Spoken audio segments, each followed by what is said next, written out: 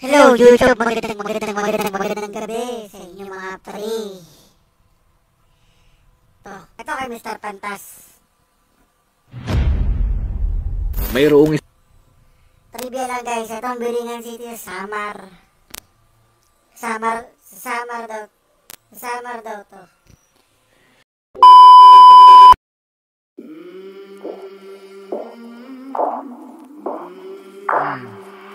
I came from the mud. There's dirt on my hands. Sabi ng mga di umanong nakakita. Kaya tirahin na natin ito si Mr. Pantas. isang lugar sa Samar na kung tawagin ay Biringan. Hindi ito Lost City na gaya ng Atlantis na bigla na lang nabura sa mapa. Ito ay tinagurang Invisible City ng Pilipinas. Dahil alam ng lahat kung nasaan ito, pero hindi ito madaling makita. Sabi ng airpods ko, taga-Samar yun. Pag tinatakot sila dati ng bata, diyan daw sila dati sa Biringan. Oo, sabi ni tatay. Biringan. Kasi harapan daw nang nawawala. Hindi ito pinag-uusapan ng mga tao, kung hindi bulong-bulungan lang. At saka dito rin yung Hilango yung Tito na movie. Bakit takot ang mga taong pag-usapan ito? Bakit walang gustong pumunta rito? At bakit ito tinawag na Invisible City? Talaga creepy. Misteryo ng Biringan City ng Pilipinas. Yan ang ating aalamin.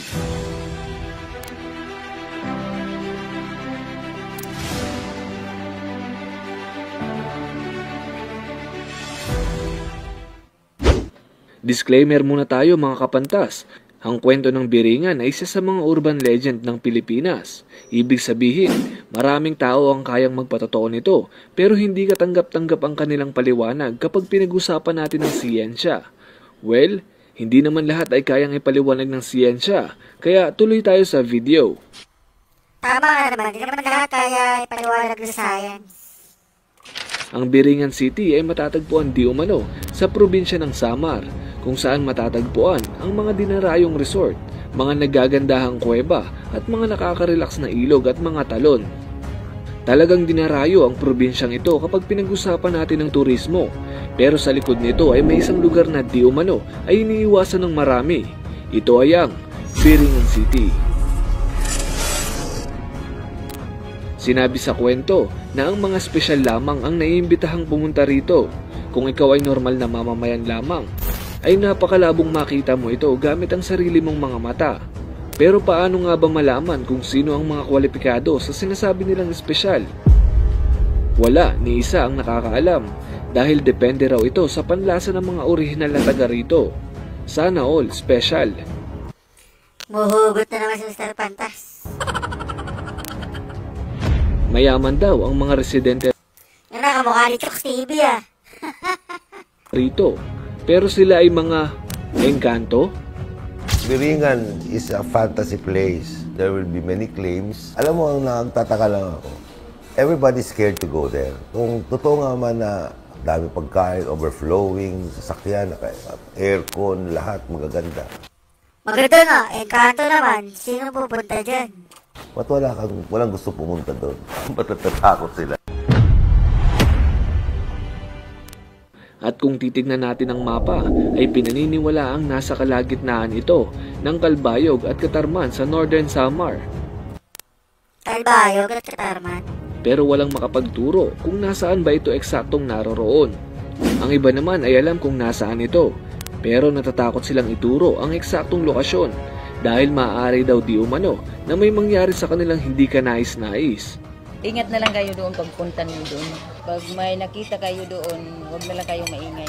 At ang kinakikilabutan ng marami ay may mga dumarag sa araw na mga sulat at mga delivery na ang nakasulat na address, Biringan.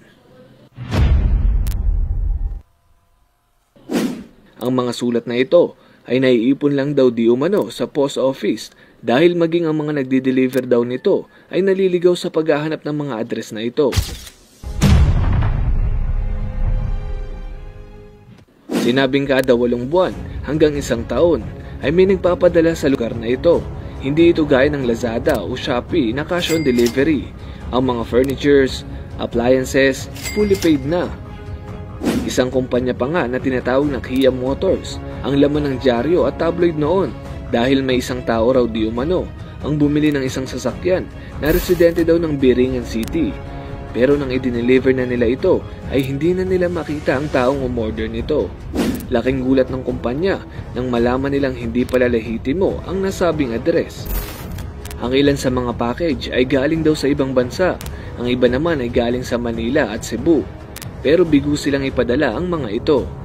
Ayon naman sa ilan na ang mga nangangahas pumunta rito ay hindi na nakakabalik pa. Creepy naman nun. Sinabi rin na kung sakaling maligaw ka rito ay may mga taong mag-aalok sa iyo ng iba't ibang klase ng pagkain. May pagkain kulay itim at may mga pagkain kulay puti. Babala ng isang albularyo na taga rito ay huwag na huwag ka raw kumain ng itim dahil hindi ka na makakabalik pa. Huwag lang kayo kumain ng itim. May mag-o-offer po sa amin na itim na pagkain doon. O, klase-klase man yun. Mayroong puti at saka may itim. Ano sabi, hindi nakabalik. Nakakain ng itim. Ang pinakaligtas na daan daw para makapunta at makalabas dito ay sa pamamagitan ng portal o mga misteryong lagusan. Ang iba ay nasa malalaking puno, ang iba ay nasa lawa, at ang iba na may nasa ilalim ng kuweba. Patunay dito si Nanay Potensyana. Siya ay nakarating na daw di umano sa sinasabing Biringan City. 13 anyos siya noon nang makarating daw siya dito. Kumukuha raw siya ng sinampay isang gabi at bigla na lang daw may dalawang lalaking sumulpot. At persahan siyang dinala sa lugar. Pagdating daw doon ay hinainan siya ng puti at itim na kanin, subalit tinanggihan niya ito. Wala naman daw masamang intensyon ang mga dumukot sa kanya. Sadya lang daw natipuhan siya ng isa sa mga taga-Biringan. Isinama raw siya ng mga ito upang alokin na doon na manirahan. Mabuti na lang daw ay natanggihan niya ang mga ito. Pero hindi lang siya ang nakaranas ng ganitong kababalaghan, gaya na lang ni Nanay Pablita. At kapag nag-ikot-ikot ka pa sa probinsyang Samar, ay hindi lang dalawa ang ganitong kwento, kung hindi napakarami. May mga light na, tapos yung mga building malalaki. May nakita po yung tao. Marami, kaya lang amingaw. Napag-alaman ko rin na ang ibig sabihin ng Biringan sa Tagalog ay hanapan ng mga nawawala. Kaya madalas mabanggit sa lugar na ito na kung may nawawalang tao ay isa lang ang komento nila, malamang nasa Biringan. Sinabi nila na ang Biringan City ay isang napakagandang syudad na mayroong mga nagtataasang building, mga maayos na kalsada, mga mansyon, at talagang maayos na lugar.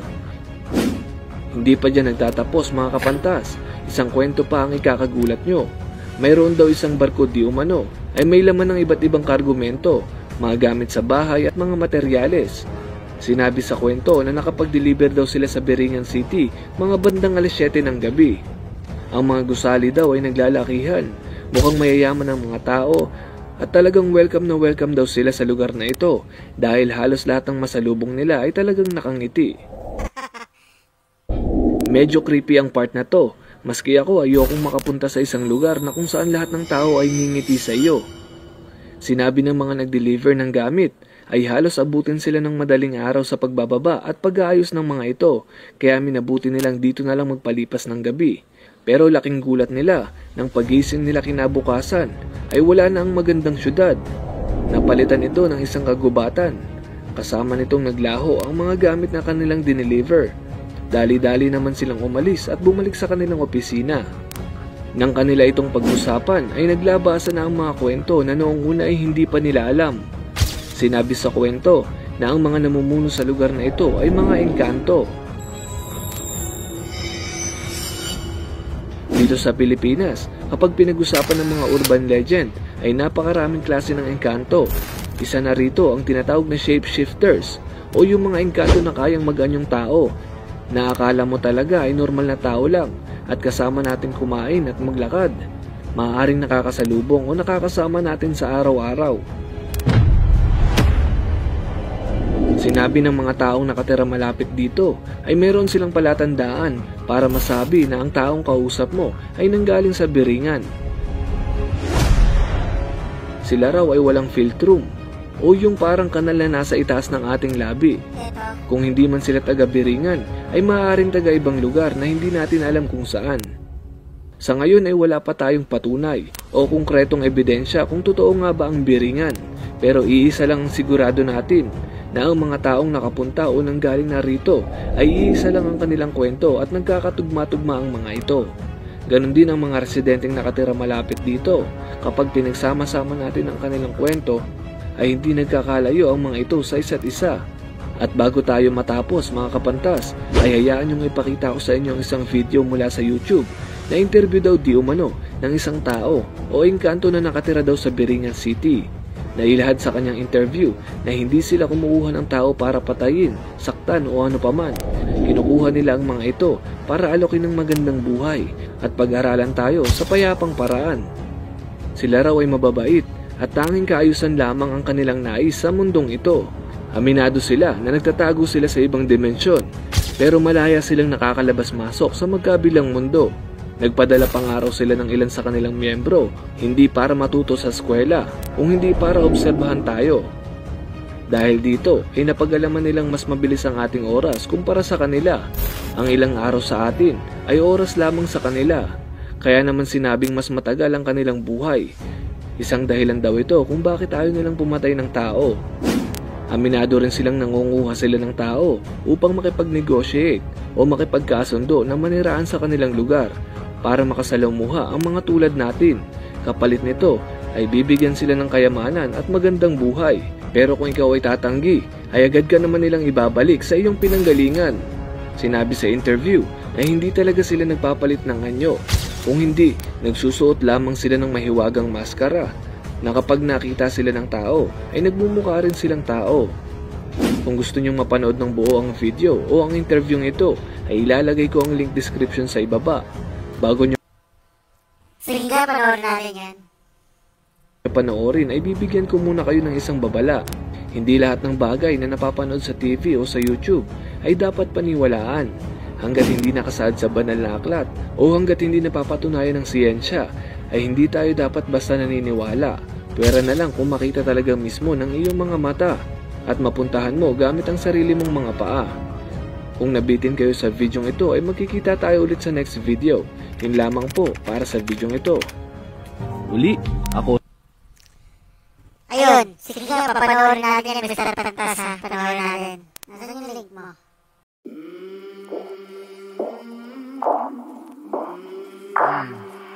I came from the mud. There's dirt on my